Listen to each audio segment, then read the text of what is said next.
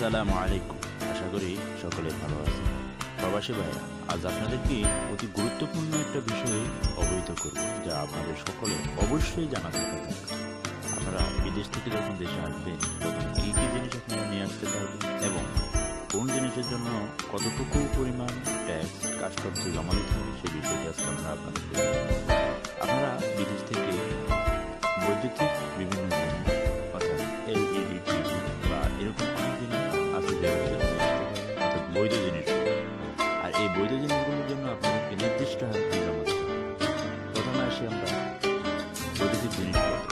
যেমন আপনারা যদি এলইডি টিভি দেশ নিয়ে আসেন তাহলে আপনাদেরকে 22 থেকে 29 ইঞ্চির জন্য 5,000 টাকা, 30 থেকে 36 ইঞ্চির জন্য 10,000 টাকা, 38 থেকে 42 ইঞ্চির জন্য 20,000 টাকা কাস্টমসে জমা দিতে হবে। 43 থেকে 46 ইঞ্চির জন্য 30,000 টাকা, 47 থেকে 52 ইঞ্চির জন্য 50,000 টাকা এবং 53 থেকে এর উপরে হলে 70,000 টাকা কাস্টমসে জমা দিতে পারবে। বিদেশ থেকে স্বর্ণের বার আনলে প্রতি বড়ি অর্থাৎ 11.67 গ্রামের জন্য কাস্টম ট্যাক্স 3,000 টাকা। এছাড়া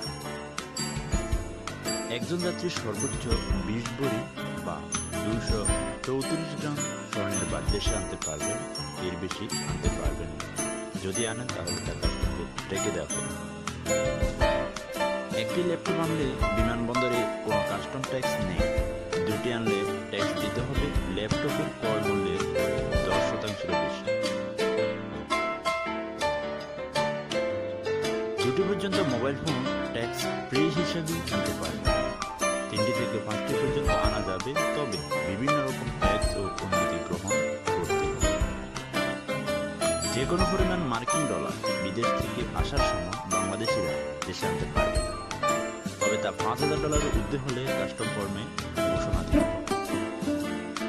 ব্যক্তিগত ব্যবহারের জন্য আনা কসমেটিক্স যেমন পারফিউম, শ্যাম্পু, লোশন, সাবান, ক্রিম এসবের কোনো ট্যাক্স দিতে হবে না, তবে এক আইটেমে 5 থেকে 6টির বেশি না হওয়াই ভালো।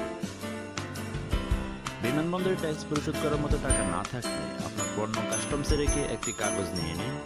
21 দিনের মধ্যে ট্যাক্স পরিশোধ করে আপনি ওই পণ্য আবার ফিরিয়ে নিতে পারবেন।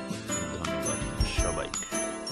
ভিডিওটি লাইক, কমেন্ট এবং শেয়ার করুন আর আমার চ্যানেলটি সাবস্ক্রাইব করুন। ধন্যবাদ।